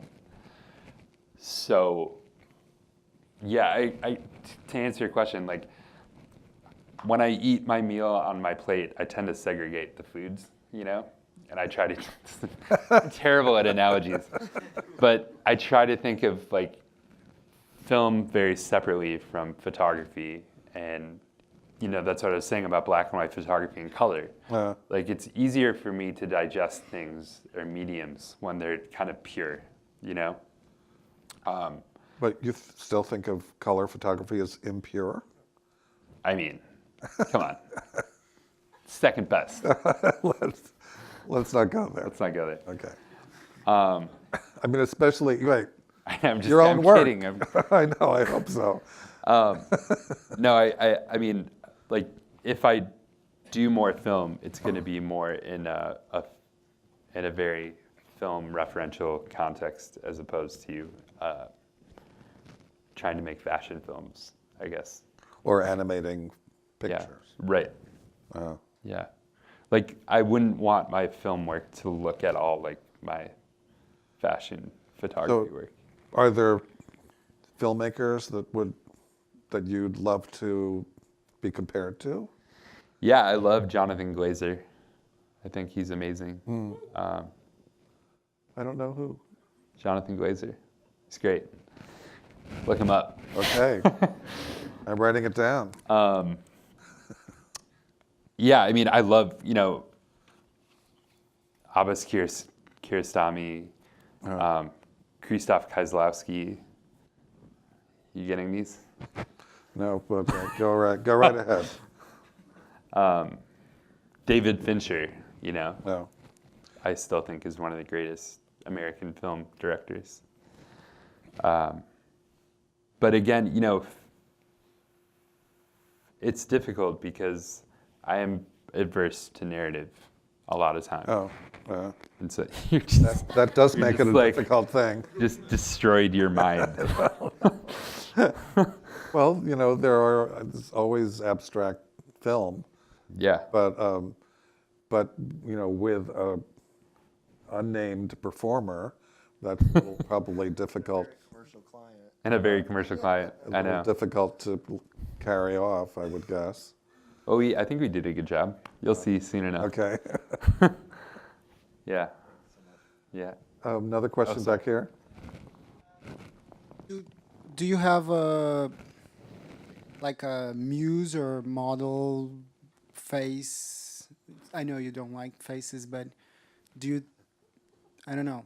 Yeah. So Guinevere, she is one of my favorite people to work with, but also because she's from an older generation. She was big in the 90s. She's still relevant, obviously, but I think shooting the older girls, they're able to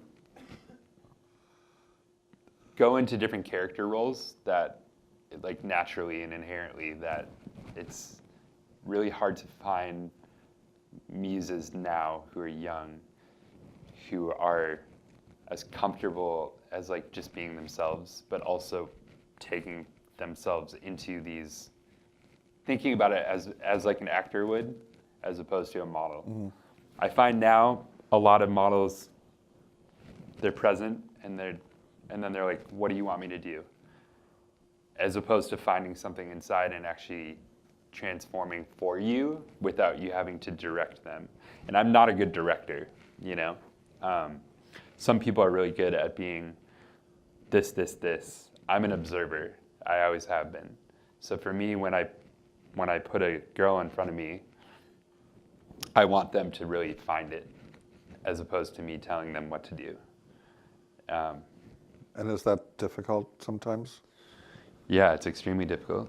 I think most people probably don't enjoy shooting with me until they see, because it's uncomfortable. If you were like, all right, just be yourself. It's But what's that? it's awkward, but I find that's the only way that I've known how to work. I'm not. So do you try to work with some of the older models, some of the more experienced models? Yeah, I've worked with most of them. Kirsty Hume, Audrey Marnay, that whole lot, The only one I think I haven't worked with, to be honest, is probably Kristen McNenemy. Oh.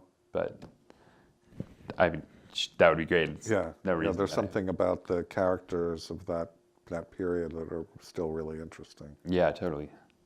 Even like Kirsten Owen, who now, I think she's like 43, and she still, in my opinion, gets more beautiful every year, But also, like, they come from a different time where it was like, you had to have this presence. Which I don't know. I would guess that also that was something that the photographers that they worked with valued and sort of, made happen with them. Yeah. Expected on some level. Are there other questions? Yes?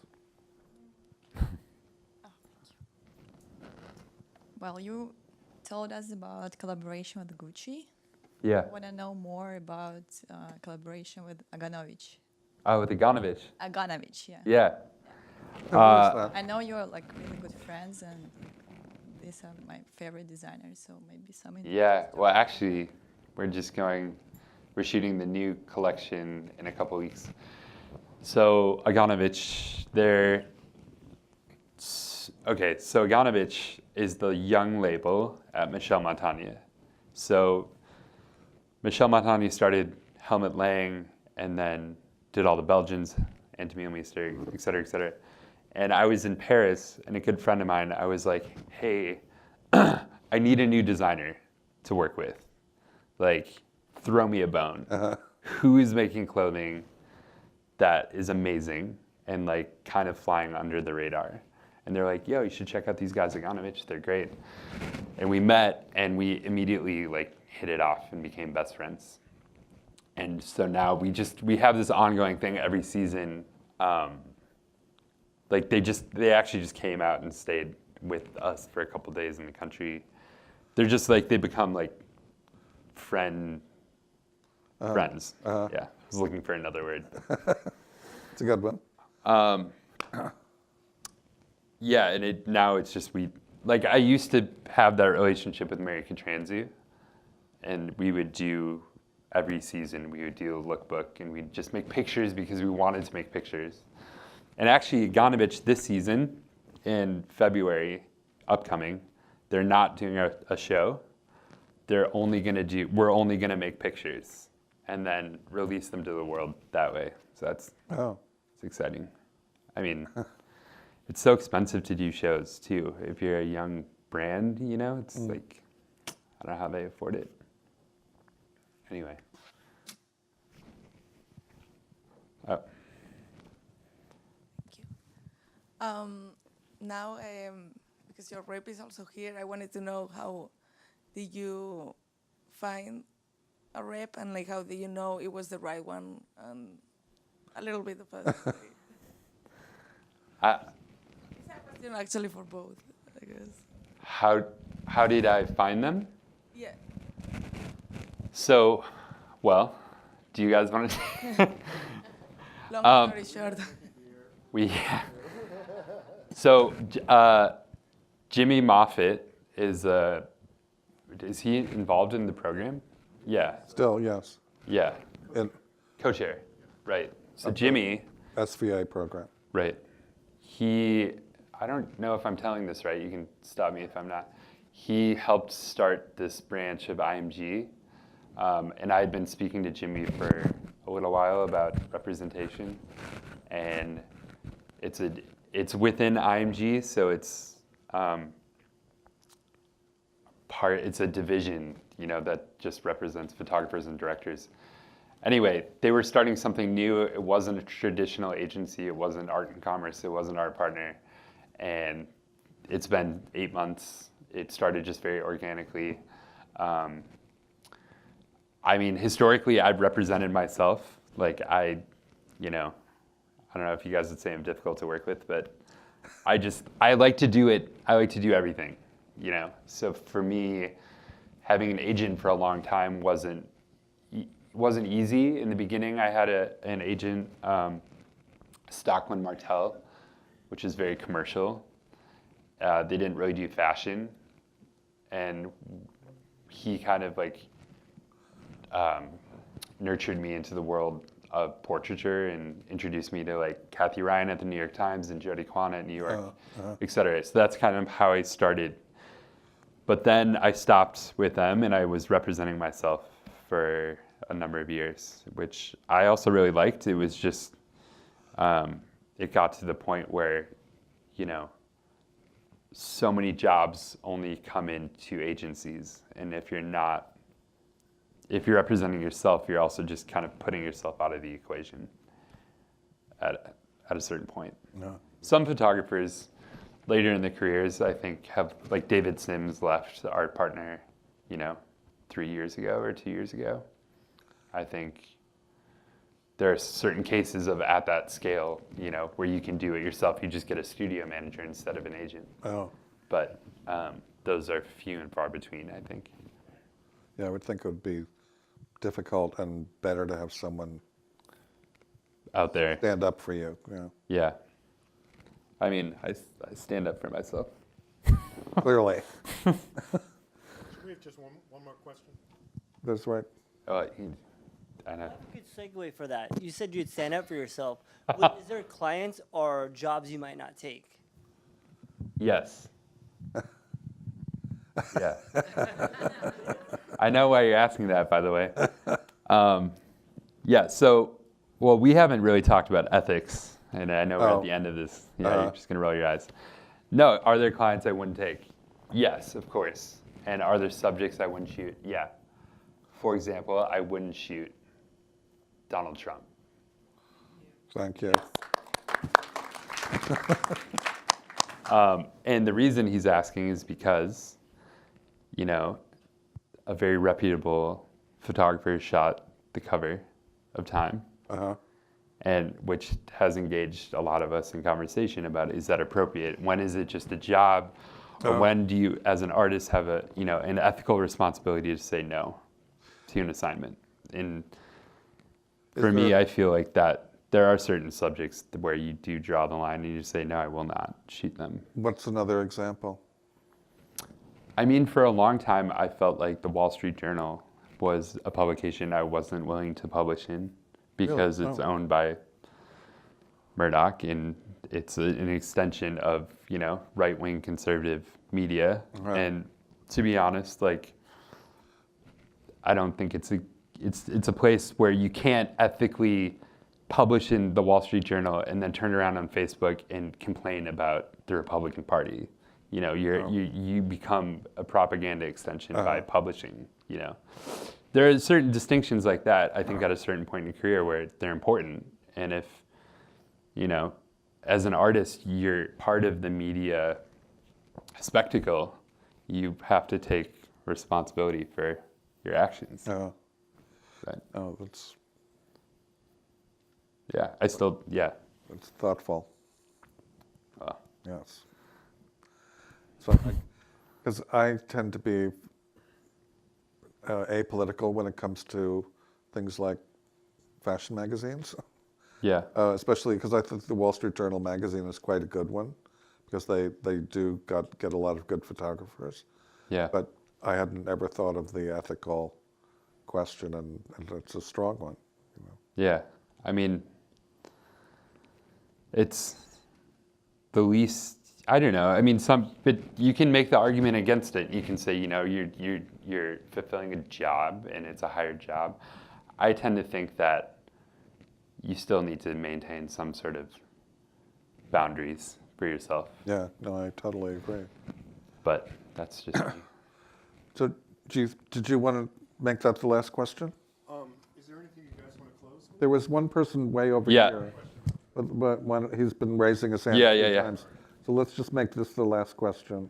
So you seem to have a very, this is working. I can hear you though. Okay. You seem to have a very distinct visual style. Is that something that you found through time, or was it something that was always inside of you? That's a good question. I think that, yeah, I think I definitely found it through time. You know, in the beginning, you're like anybody. Well, there's a Louis C.K. bit where he's talking about a man on a first date, you know, and he's just like throwing like 20 different personalities at the girl just to like see what will stick, you know? And that's like any young artist. In the beginning, you're like, I like this, and I like this, and I like this, and I'm going to try this. But on the flip side of that, I think for sure there was like a certain style that I had developed as a kid, painting with my mother, that was probably in my head, that took a little bit of time to come out through the photography, you know. But if I look back at my beginning work as a photographer, it was embarrassing. It was like, you would look at a picture and be like, that would be a Sarah Moon.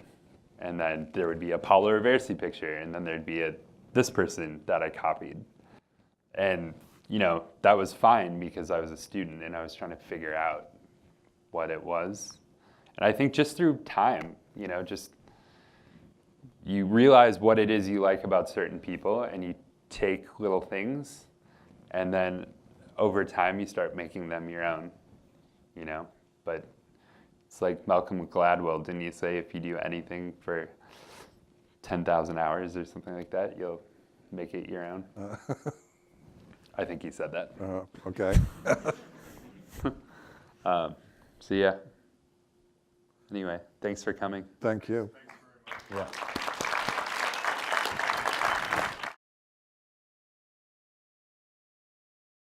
Ever.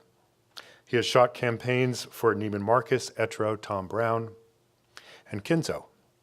Erik has also been honored by the ICP with an Infinity Award in 2015, and a monograph of his work will be published very soon by Timms and Hudson and Abrams in, did you say April? March. So without any further delay, please welcome Vince Aletti and Erik Madigan Heck.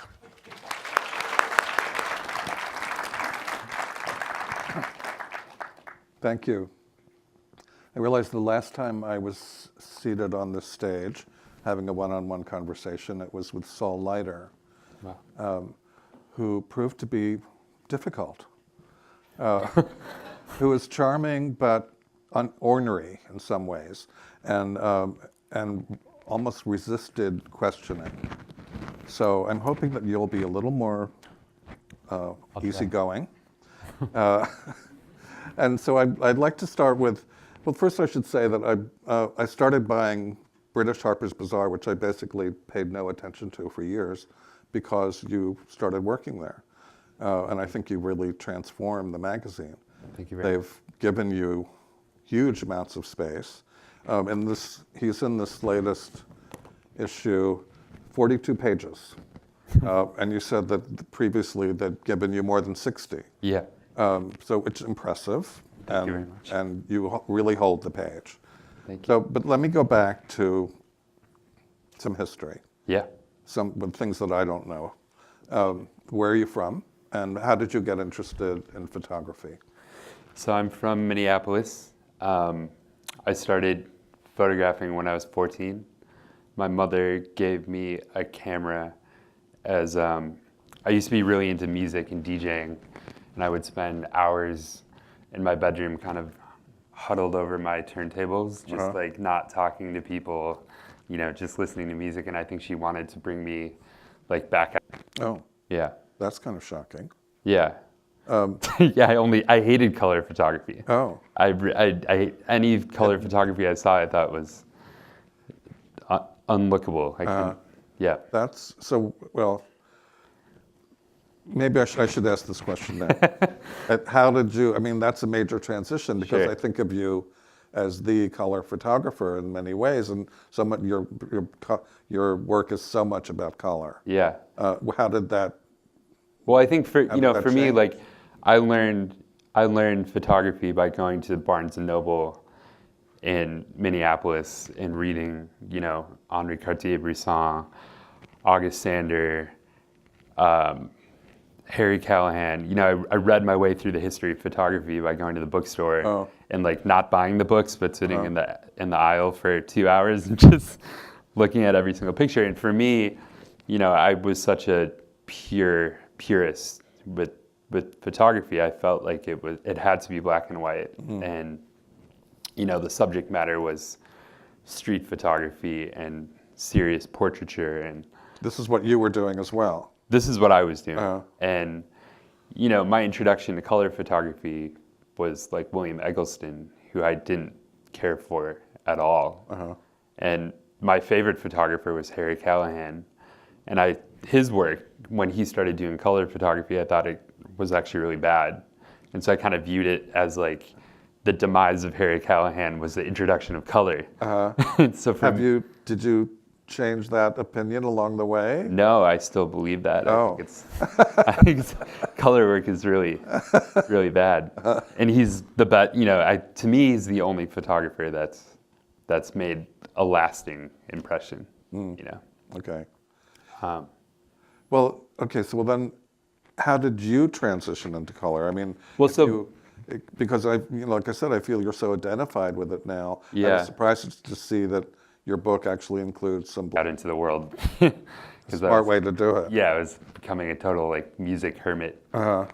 So she used to she used to give me a roll of film once a week, and we'd go out on Sundays and shoot just a roll. And she would say, you know, you can shoot anything you want, as long as you shoot 36 exposures, we'll be done. What an interesting exercise. Did you walk around or take a car? Or? We would drive in her car, and she would have me point at things that interested me. She'd stop the car, we'd get out, I'd take a picture, and then maybe I'd walk a little bit, take another picture. And it would last maybe 2 hours. I would shoot a roll of film. In the beginning, it was kind of a nuisance. It was like I could be DJing to myself. But then it just became like a routine. You know, it was like Sundays I would look forward to doing this activity. And in the beginning, it was very mindless. You know, it was just kind of like going and getting a cup of coffee, but with the camera. Did you show the work to somebody? No. Did you make prints when you came back? So then I enrolled, you know, this is freshman year, I enrolled in photography, and I would go to the darkroom, make the prints every week. But it was really innocent. It was just like it was a hobby at this stage. And then there was some point that year where it just clicked. And I still kind of remember knowing it was like, you know, meeting a part, you know, it's like meeting your wife or something where you're like, oh, I just know this something is the happened, person. something clicked. Yeah, and was it a picture or was it sort of? I don't think it was a picture. Experience? I think it was just like I looked at it differently after whatever moment that was. I remember looking at the picture and being like, oh, this is.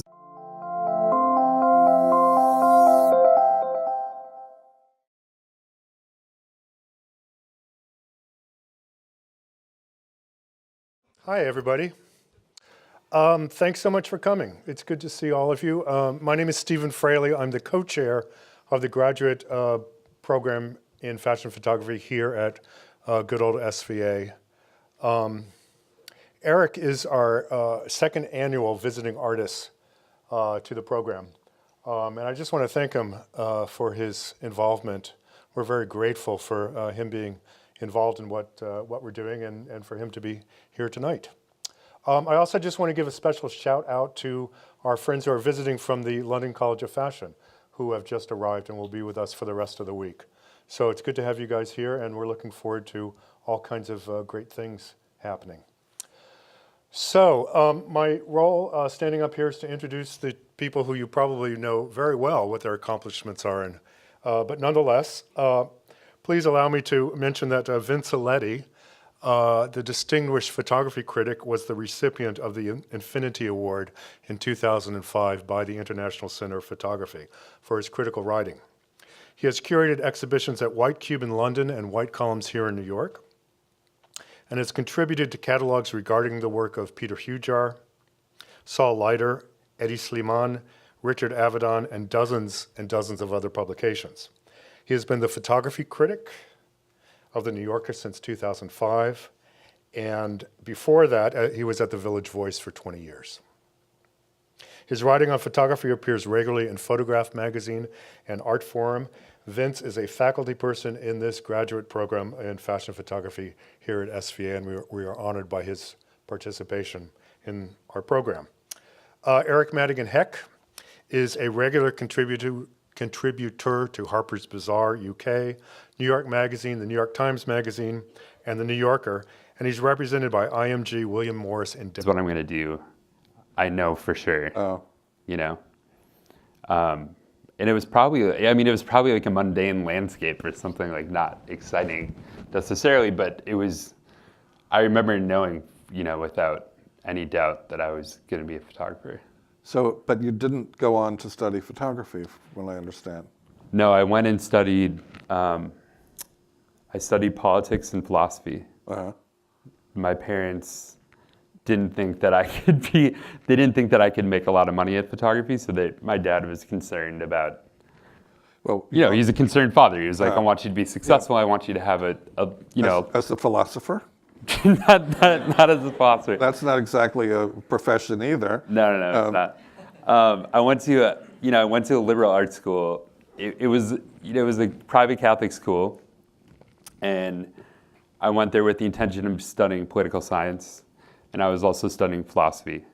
But for me, the whole time I knew I was going to be a photographer. So it was like I was appeasing my parents. It was like. And were you taking photography sort of on the side? I was taking it at the school as well. Where was this? In Rhode Island. Okay. Yeah. But it wasn't RISD or no? No, it wasn't RISD.